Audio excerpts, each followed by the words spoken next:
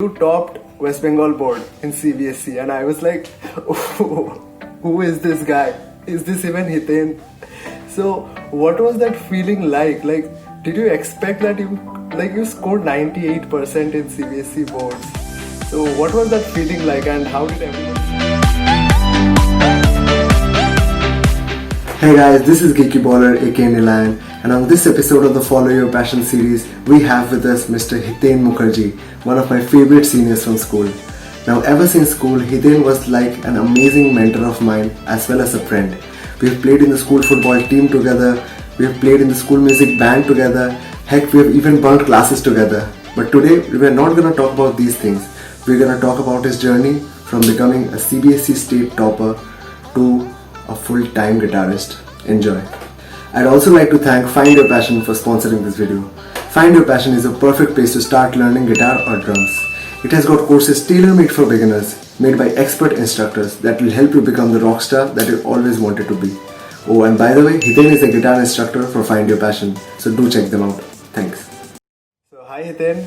Hi. So, like, you're one of my favorite seniors from school, and now you have become this big full-time musician who's playing guitars all over the town, all over Kolkata, and you have now even played music at a few movies as well. So please just give a quick introduction yourself. Okay, so my name is Hiten Mukherjee. I would like myself to be made familiar as if a musician and a guitar player more than anything else, because that's what I actually want my identity to be. So I have been playing the guitar for a long time now. I mean, it's not such a long time, but yeah, it's obviously been about more than 7-8 years since I first picked up the guitar, and I've been playing it. I have been at the instrument and trying to learn everything. And lately I've been trying to do music as a full-time thing, to make a career out of it, to be established in this industry and this field as an individual rather than doing anything else. So I guess that would be my introduction, and that's pretty much it. I don't want to say anything more about me and my journey. Like the details, yeah, we'll be getting into the details later. Okay, yeah, sure. So let's go back to your school days. Like, were you always interested in music? Okay, starting from school, yes, obviously as a child I was always interested into music even before I picked up the instrument. So a fun fact is, when I was small I always wanted to be a drummer more than a guitar player. So I always wanted to buy a drum kit and play. Initially I joined keyboard classes. That didn't work out. Obviously I was very small and I didn't like them at first, how the classes were going on. So obviously I stopped them, but I always wanted to play the drums. But obviously you realize there's a lot of problems playing the drums when you live in a cooperative society, and there are all kind of struggles that come along with it. So I was interested in music. Definitely I took up the guitar when I was in class 7. That's the time when I first got the guitar, and it was a very impulsive decision. A relative of mine came over and just randomly took me to a shop and got me the guitar. So that's how my journey started. And after I got the guitar, I don't think I've ever spent a day without playing it, be it in school or in college. In school, obviously, at first I was trying to get into the school band, trying to play with the seniors. But then as I normally reach the higher standards and higher classes, there was a point of time when I was in the school band myself, like 2 years before I passed out from the school. So yeah, the journey with music and the guitar was always there from school. It has always been there from school. Okay, great. So, what was your first guitar, if you could tell us? My first guitar, I am very sad I don't remember what company the guitar was, because I told you about the relative of mine. He just randomly took me to a shop, and it was more of a guitar lele kind of thing, a small guitar. So because I was small, I needed something that would fit in easily. So I don't exactly, it was just a guitar out from a local shop. So that was it, and that was the guitar that I played for about 3 years at least before I could get an upgrade. Okay, great. So, how would you say that, how important was your experience of music at school? Like, would you say that it was a stepping stone to what you have become today? So, the people who don't know, like, Hiten was my senior in school. He was 4 years senior to me, and we actually played in the school band together. We have played in a lot of concerts, in a lot of fests together, and Like it was a really fun time. So, Yeah, so how was fun your times. experience of music at school? Yeah, experience of music at school was like it was a journey. Okay, like I was in a school band. There were a lot of years that I spent in the school band. A certain members changed. There was a point of time when you also came into the school band and we played together. Yeah. And after that, I left the school band, but the band went on. So Yeah. the experience was pretty good. As in, I before joining the school band, I had no idea what a band is, because for me I had no other bands except my school band where I could play. So I met a lot of good people in my school band, you being one of them. There was also Rohan Bokshi, who has become a very close friend also. So the experience of a school band teaches you how you cooperate or coordinate with people, how you come along with a lot of other people, and how you make something productive, and how you and a lot of people together invest in a journey. You all are invested in a journey and you want to strive for success. That's it. Plus, school band and obviously fests were the key to stardom. Okay, I am not bragging, but fests were the key to stardom. You always look forward to a fest. Yeah. You always look forward to a fest. You practice for a fest. And when you're practicing for a fest, people obviously come up and line up to listen to your friends play. So it's a lot of fun. Like those times were some of the most memorable times of my lives. And there were teachers, obviously, teachers who encouraged me a lot. So that kind of gave me a lot of scope to challenge my day every day and improve my skills, so that to take the band forward, it's not just taking yourself forward, you need to take the band forward, you need to get along with the group, you need to get along as a whole. So the values that I have when I do music, or the values that I carry forward when I'm doing music, those values were already there during the formative years when I was playing in a school band. When I was learning how to get along with people, when I was learning that okay, if you don't win a fest, it's okay. There is nothing wrong about that. It's okay to fail. It's absolutely okay to fail. There are days on a stage when you feel like it's not one of the best days that you have played up on stage. Maybe you could have done better. So now when I have such kind of a days, I always know that how it feels like, because I have got these lessons from my journey in school when I was playing with a band. And it's also like when you're in school, it's also fun to play in a band. You have a lot of other things coming around with it. You kind of have a very fun time. You don't do the classes, you go to the music room, you take your guitar, you plug in and you play. And if anybody asks you, there's always an excuse. Yes, I am in the band. The only thing I'm trying to do is I'm trying to get prizes for the school, so you better let me stay here. So these are the things that helped me, obviously, my journey during the school band. So I would always say that the formative years of my music career was always from those times. Wow, great. So, like, I knew you were always this guy who was very carefree, was very like free flowing, like anything comes in, and you were always like this carefree guy. And then class 12 came in, like I was in class 9 or class 10, then class 12 came in, and you topped West Bengal board in CBSE, and I was like, oh, who is this guy? Is this even Hiten? So, what was that feeling like? Like, did you expect that you scored 98% in CBSE boards? So, what was that feeling like, and how did everybody in your family react? See, firstly, I was someone who was very, I won't say surprised, I was someone who was very shocked at the result, and I still feel that maybe it's someone else's result and it's just a mistake that my name came over there. Because honestly, I am not someone who ever attended classes in school, because I honestly didn't. I went to school, before classes started, I went to the field to play football. After that, I was always in the music room. I would again play football. Yes, at times I would attend class, but that was only to sleep, to get my sleep, so that again I can go back to the field and play. So when the results came out, I was completely in shock. I was completely in shock. I took time to realize that this has happened, because I saw a lot of my friends who were like worthy of that result that I got, because they invested that much time in their studies and everything. Like if we go from the very conventional concept of study, and I was not that. I would, even before my boards, I would listen to music, I would play the guitar, I would go out and play, I would draw, I would do a lot of different things, and then I would come back and sit down to study. So my study was never like, okay, you need to study this much time, because that's not what I believe. I think it's the quality that you invest in a thing that matters rather than how much time you're doing that for. That's a first. So when my results came in, I was literally very shocked, and even after that my parents were surprised and they were happy.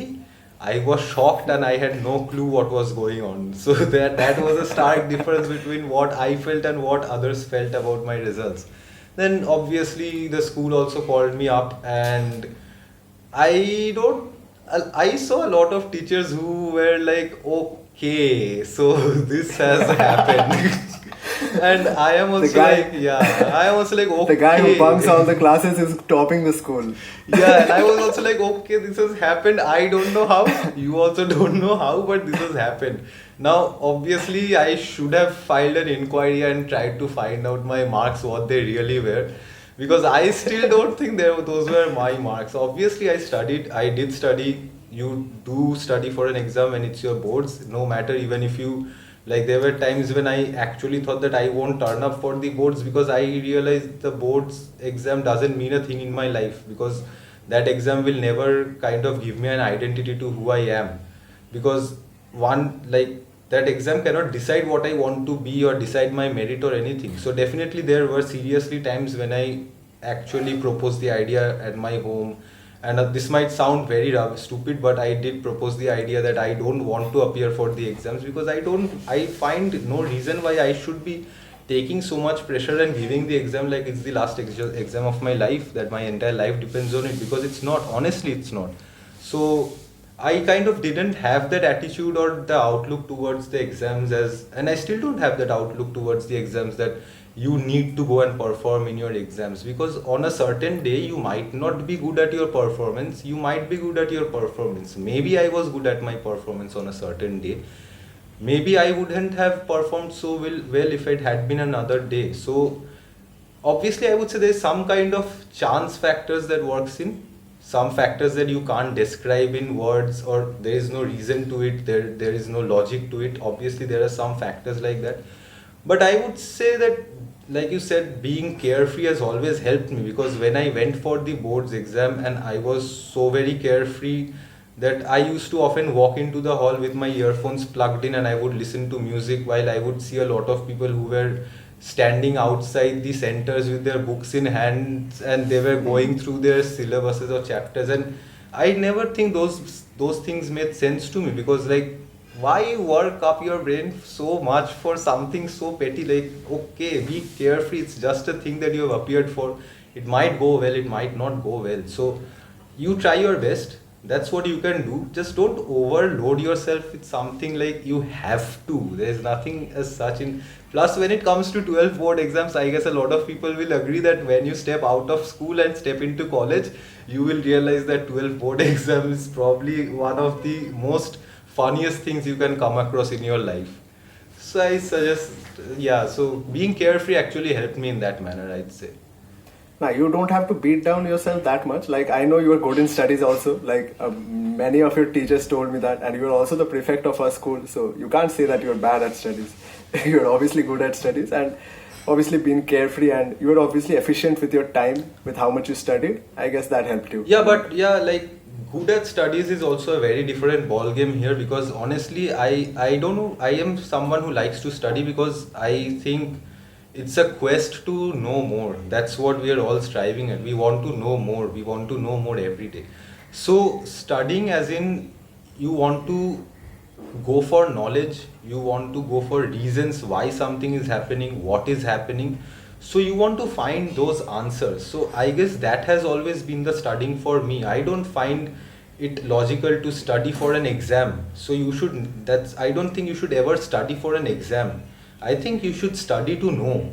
And the exam is something where you get a chance to show what you know, not always, because we all know how different the education system, how different the exam system is. Like, there are brilliant students who were never even recognized by the world just because the exam system didn't give them the scope. Yeah. So that's a very big drawback of the exam system. So I think you should never study for an exam. Like, you can't study for an exam. You can study for yourself, which I still do when I'm in college. I just completed my masters. So which I still do. You can't, I think you can never study for your exams. You study to know more, to be a better person, to find more reasons as to what is happening around you, what is happening in the universe, find your answers, and then just have your own opinion on them. I think that's what studying is.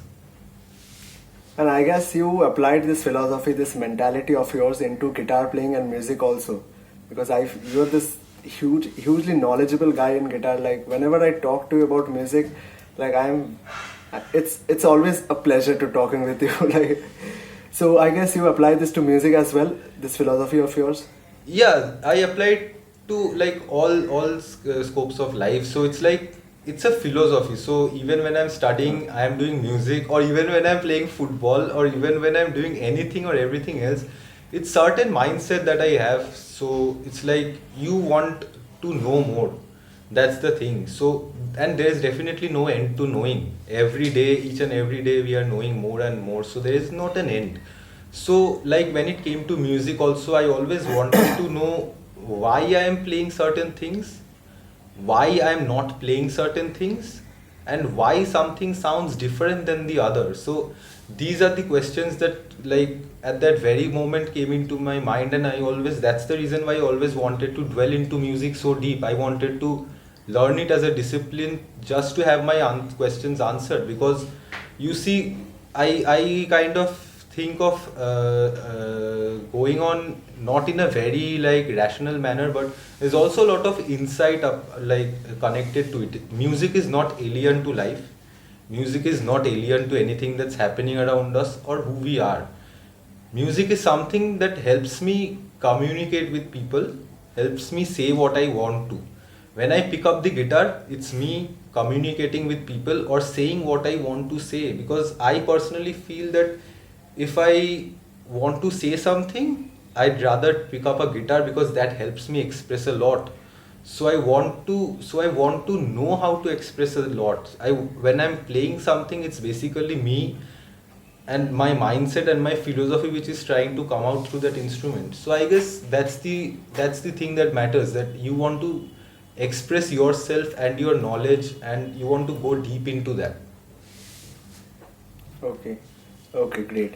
Now coming on to the boards thing again, like, for someone who has scored 98% in boards, obviously there would be a lot of pressure from the parents, like they would force them to go into academics. So did you face this kind of a resistance from your parents? Okay, so firstly, I'll always thank my parents, because they have always been a support to me. I was lucky enough, I would say, because in a society like ours, you are not always accepted when you say that, okay, I want to pursue music or any other performance arts, or be it any other than academics. You are not generally accepted. You are made to do certain things that you don't like, but very fortunately, I am someone who never faced that, because my parents were very supportive. They actually, I'm being pretty honest, after boards, they asked me that if I want to pursue music full time. So I answered that I do want to pursue music full time, but still This was right after class 12? Yeah, this was right after class 12.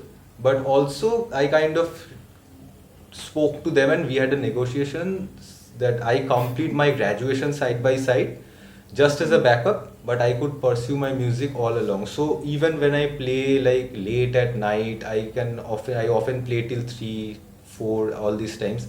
And like, not now, but previously I used to play quite loud, because I was a kid back then. I used to play quite loud, but my parents never came to me and like stopped me. They always said that if you want to do music, because they are people who have faced a lot of problems in life, and they know what it feels like when you don't get to do something that you want to. So I guess they always respected that when it came to me, and they still do, which is why something I'm very grateful about. So I guess having a very supportive pair of parents, it matters a lot if you want to become it obviously does. Especially It obviously in India. does, because Especially in India, when you want to do something which is outside your very conventional performance sphere, there's the entire society that's telling you, okay, don't do it because you won't get anything to eat, so better get yourself into a course and get a degree and go work. So I guess until and unless your parents come in there to support you, I think that's the biggest support you ever get. Unless and until your parents come there to support you and you know that you're not alone in this, that you have sufficient support from your parents, I think that support matters a lot. Obviously, not all parents are that supportive, and at in times like those the situation becomes very tough, and for people it becomes very tough because when you don't have a backup, when you don't have a support, you can't always fight the entire society and at the same time you're home. So that's a very tough situation to be in, and actually a lot of budding musicians and probably some of the greatest talents who never got discovered in this world actually suffered from those problems. But I think having a supportive pair of parents is probably the biggest blessing anyone in the performance, I'm not only talking about music, anyone in the performance arts and in any field can get. If your parents are supporting what you do and if you're doing what you truly like, I think there is nothing like. Great, great. So, coming on to college, like, what was that moment, or when did you realize that this is what you wanted to do? Like, you wanted to play guitar. I want to play guitar for the rest of my life. I don't want to be in a job. When was that moment?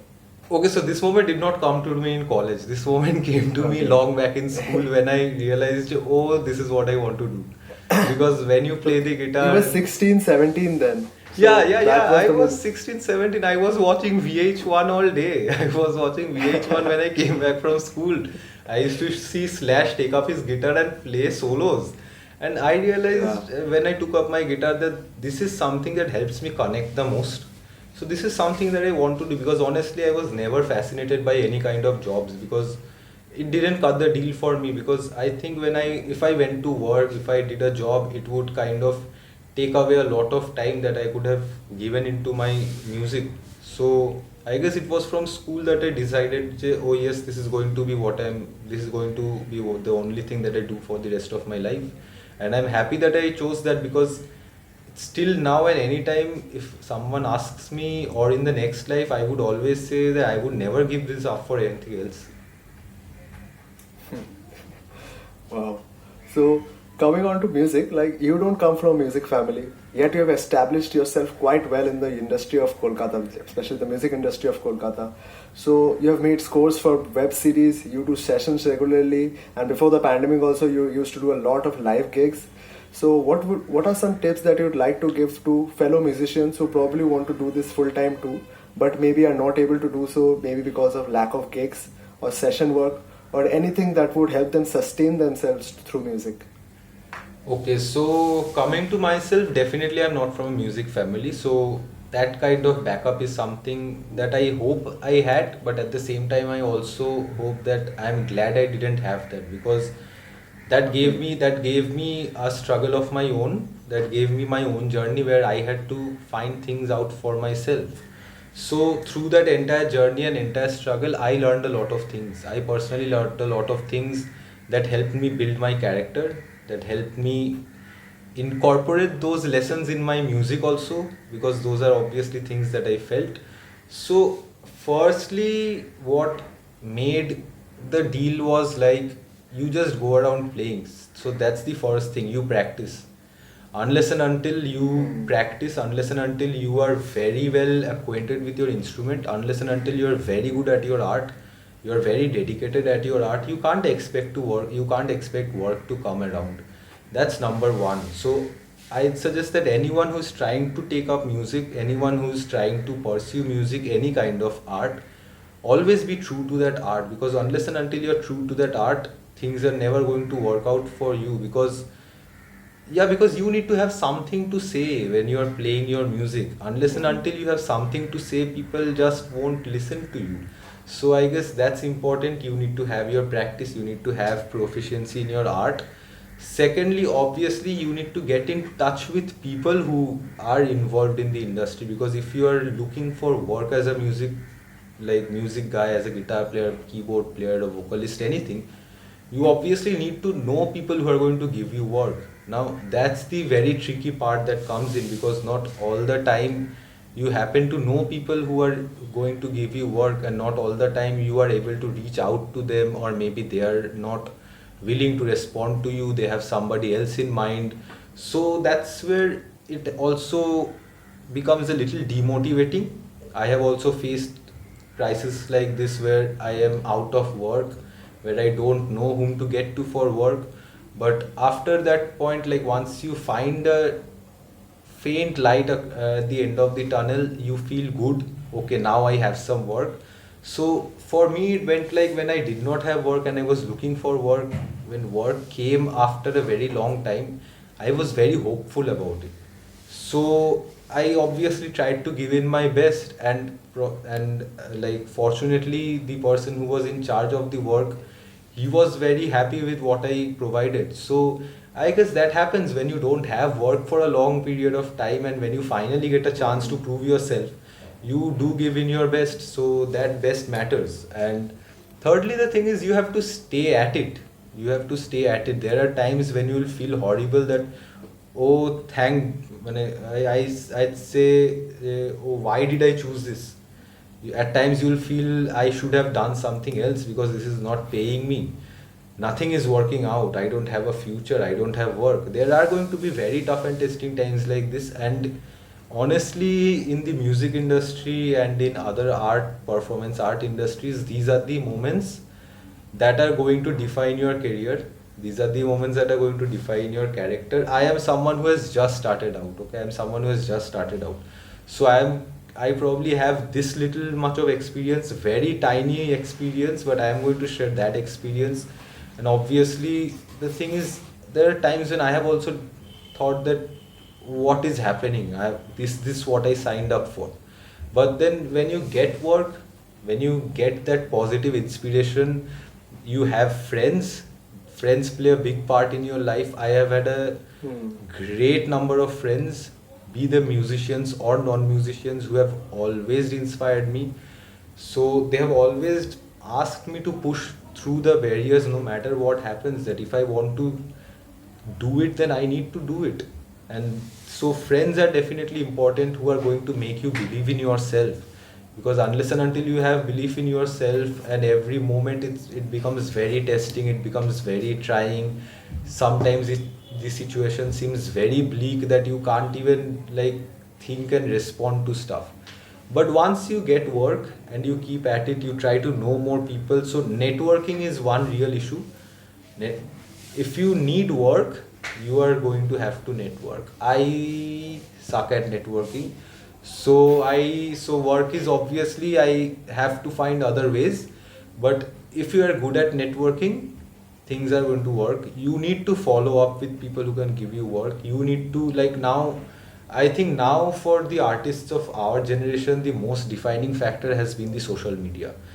If you're out there on social media, if you put your stuff out there on social media, there are people who are going to follow you. There are people who are going to know of your existence, what you do, how you play, your style, the good qualities about you, and you are going to get recognition. Yes, you are going to get recognition. So I suggest the greatest tip would be to, for like freelancers or like individuals who are starting out themselves, to be out there on social media, to put up as much as stuff as you can on social media, and to increase your reach. Because see, now if I go to a music director and ask him to try me out, being a no one, why should he listen to me? He has no reason to listen to me. But unless and until I have my biodata, like as in my profile ready, I can show him, okay, this is what I'm capable of, this is my skill set, so do you want to give me a try?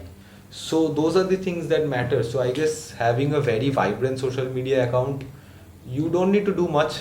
I am not someone who should be giving out this advice, because my social media is not so attractive. But still, in spite of that, I have been able to get work, because obviously my musician friends helped me. There have been friends who have patched me up to certain people who gave me work. So these things happened. I think you need to be very positive about yourself. There are going to be tough and testing times, but you need to push through them. Like I said, if you have supportive parents, nothing like it. You need to have friends who are going to stay with you no matter what, because a lot of struggles are going to come. At times your head is going to burst, you are going to feel very demotivated. There were days when I never used to talk to people. There were days when I often kicked my amps out of the house because I was very frustrated with what I was doing. But then after the moment I kicked my amp out of the house, the very next minute I went and got it back, because I realized if this is out of the house, then I have no point living inside it. So that's something that matters. And thirdly is your networking skills. Your networking skills are going to definitely define what you're going to do or how you're going to get work. So you say you're bad at networking and social media. So how do you get your work and how do you get your jobs or music work? Okay, my music work has mostly been through my friends, and obviously through people I know, and obviously live gigs, which right now are, I don't know, a bit dicey, but before 6 or 7 months it was the thing. So when you play live, there are people who come and see you, and there are people who know you. And being a person who was not very active on social media and Instagram, who is still not, but I plan to be. So I thought that my friends did cut the deal for me. I am very grateful to them. Like the first web series that I played was under Novarun Bose. So one of my friends, Kostop, took me to Novarunda's place where we were gossiping. And Novarunda is a very good friend also. Like he's a senior to us and we all interact like a friend. And through that we got in touch, and I told him that I am looking for sessions. So if he wants, he can try me out. And he was very, like, I am very grateful to him that it worked out, that he was actually willing to try me out. So he gave me the work. I worked under him. I played the guitars for Kali 2, the web series. And after that I have been working regularly with him. And similarly, like, I know certain people who know how I play, and if they have work, they often ask me, they often call me to come and play there. So that's mostly how I've been getting my work. But I think if you need to increase your reach, you need to be up there on social media, because now everybody is their own manager. Gone are the days where you need a manager for yourself. People like us cannot afford managers. So your social media is going to be the thing. It's going to be the thing. Okay. So a lot of tips, a lot of suggestions, a lot of Oh, but this insights is just a from tiny Abhay. experience from my end, from what Yeah, I yeah, have. yeah. Yeah, sure. So what is your normal day like? Like what is the day of a musician like in the lockdown and before and after the lockdown? Okay, so this is something that I have faced personally. Before lockdown, obviously I had my college was also going on. So it was waking up, going to college, practicing for a small period of time before I could go to college. And obviously you need to listen to a lot of music. So my regular day is always, when I open my eyes, I just take out my phone or the laptop, I connect my speakers and I play music. So that's there. Secondly, before lockdown, I was going around, I was doing my college. I had gigs in the evenings. So I was doing those gigs in the evening. I was coming back home. I used to practice again. But I think the lockdown and the pandemic has been a very sad thing to happen to the world. But we also need to look at the positive aspects of it, because as a musician and someone who needs to be at his art, I think this has been a very good time, except for obviously from the live aspect, because I have been waking up in the mornings. I have had a lot of time to myself to just practice. I have had a lot of time to think about stuff that I previously never thought about, to play things that I previously never cared about, to know more. Like I said, we always need to know more. So the entire pandemic and the lockdown series was a time which I saw as something like, this much amount of time, you need to put that much amount of time into your practice. So that's the good thing about it. I also came up with certain new ideas. I came up with my own songs in this time, which I plan to record in the future. I already have a lot of them ready. So I think we always need to look at the bright side. It's not like that you can't go out, and obviously that's bad that you can't go out and you can't do a lot of things that you could. But the good side is obviously you can do a lot of things that you could not before. You can learn a lot of things as a musician. People who are interested in production, you can learn about production sitting at home now. You have your laptop ready, You have access to everything. You can learn about production. You can do your own music. You can study up on music. I certainly started learning, like out of interest, I started learning Spanish in the lockdown. So there's never things that you cannot do. But I think a life of musician, one major aspect of your life is you have a lot of crisis. Because every time you wake up and every time you think, oh man, how is that person playing this? Every time I listen to Stevie Ray Vaughan and I think, oh, was he even human? Or every time I listen to Miles Davis and I think that I don't have those notes in my guitar. So I think it's also a lot of crisis where you need to challenge yourself every day that you can be better at it. Obviously you're going to be pissed off at times, but you can be better at it. You just need that consistency. It's not like that I have practiced a lot or for a day so I'm going to take the next 2 days off. It's not like that. You need to really connect yourself with that thing. And like I'm going to quote Santana here, which is something I did like in the lockdown. I watched a lot of videos, I discovered a lot of sounds. So the way Santana says, it's not like practice, it's like your mind and your soul knows what it wants to play. The practice is something that's going to give you confidence. So I think when it's that much of time musicians have to themselves, because ideally before the lockdown, honestly people did not have that much of time. People were busy doing other stuff. So when you have that much of time, you can make the best out of it, because once it's gone, it's gone. That time is never going to come back. So it's better you stay at it and you do something rather than regretting it later. Great, great. So let's get on to like what are the bands that you're part of right now and what are your future plans? Like any album coming up, any EP, any song? Okay, so Like you're talking about social media also. So are you planning to put out any songs in that? yeah, definitely. So bands I'm associated with right now is I'm associated with a band called Riyaz.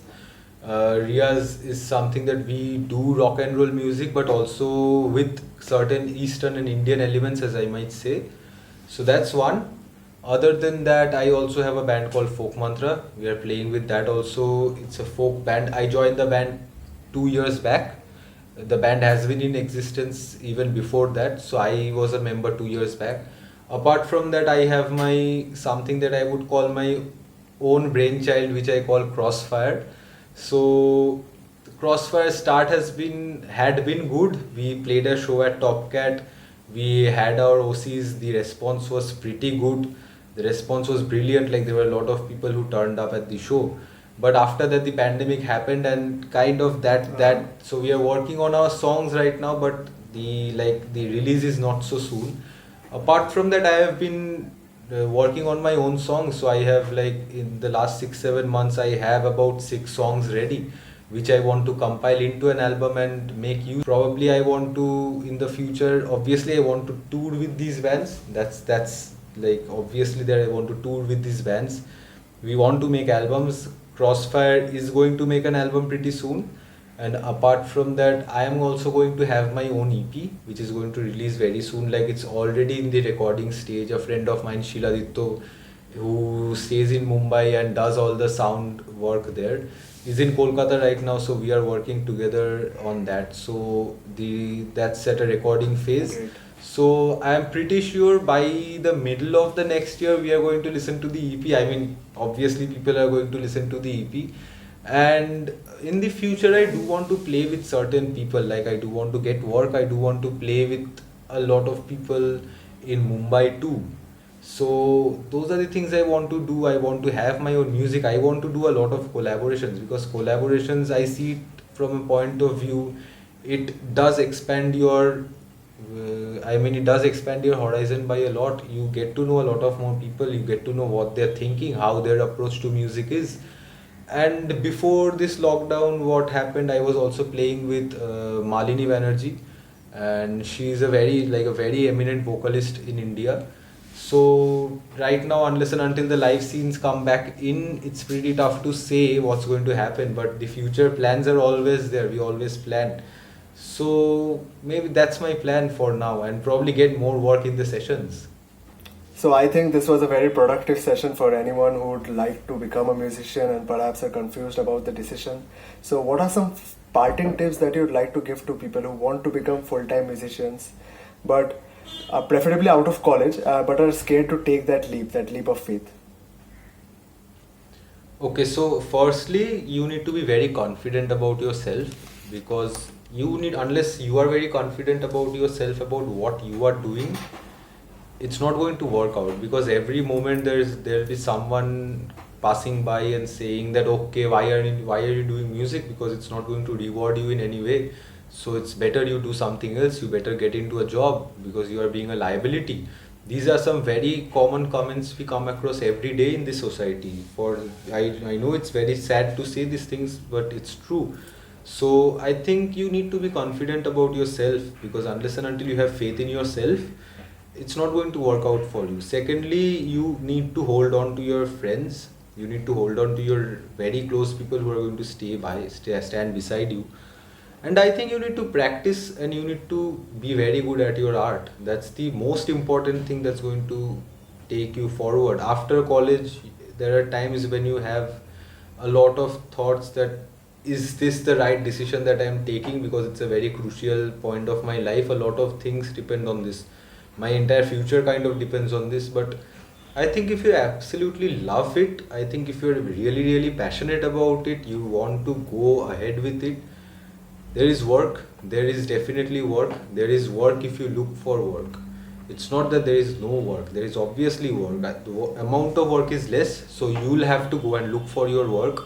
People are not going to come up to you and offer you work, because sadly that's not how things are happening. People don't just randomly find you and then give you work. You are out there, but still you need to fetch your own work. So get that, talk to people, know a lot of people. I think talk to random people, talk to people who are in the industry, people who have done work, people who are doing work. They can give you a lot of insight. Like I am there, obviously, like any people, any person, anyone needs any help, I am always there to help. But I think networking is a thing that you want to do, and the most important part is you just cannot lose belief in yourself, because if you lose belief in yourself, that's the end.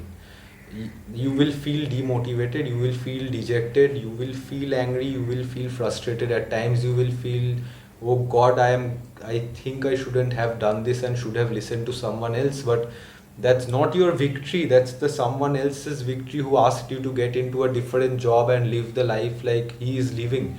You don't want to live that, you want to live your own life. If that means that your work is less, you are not getting that much of work, but no matter how much work you have, at the end of the day you're going to be very content that at least you have this work doing what you actually love. This is something I say to my friends and anyone who asks me. Like, there was a friend of mine who asked me, why are you doing very, very commercial gigs? Like, this is not the music you like to play, this is very commercial dance gigs, very commercial gigs that you're doing.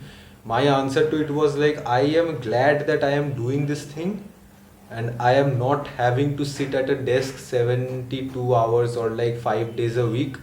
Rather than that, no matter, even if I'm doing less work, even I'm less well to do than a lot of other people, I'm not doing that great, but still I am doing what I love. So I guess that's the amount of content that you have with yourself, when you can go to sleep thinking that, oh god, I have done what I have loved. So obviously you are going to have to do things that you don't like. Even in music industry, you'll have to play a lot of things that you don't like, but I think those are all like formative things. I think it those are all a part of the experience, your learning experience, because they make you think in a different way. Even when you're playing things you don't like, I think they have an important value addition in your career. You get that thing out of your instrument, at least you are playing guitar up there on the stage. I think that matters, and most important thing is to believe in yourself and keep at it. If you're doing an exercise, if you're practicing something, if you're trying to learn something and you're failing at it over and over again, just still go at it, even if you fail 100 times more, because the 101th time when you'll be doing that, and when you'll be finally successful in doing that, that's that feeling of satisfaction is something that I can't explain here. That feeling of satisfaction is something that only you can understand yourself when you have done that. So I guess those would be my words. So stay true to yourself, stay true to your instrument, love what you do, put your entire effort and put your entire heart and soul into what you do, and never get demotivated, and don't look at failures as something bad, because failures are just another step that okay, I need to learn from these. Because the way I look at life is, there are two kinds of things. One are experiences that you absolutely love, which you love doing, which you can do over and over again, and the other experiences are ones where you learn from. Wow, that's some very great advice, Hiten. Like, thank you so much for doing this. Thank you so much for taking your time out and doing this. And I feel that this podcast would be a great help for anyone confused about becoming or wanted to become a musician. And I'm sure that this will clear away all their doubts. Thank you so much, Hiten. If you guys liked the video, please click on the thumbs up button and subscribe to my channel for more podcasts. Also, if you want to learn guitar and drums, do check out Find Your Passion. The links are in the description.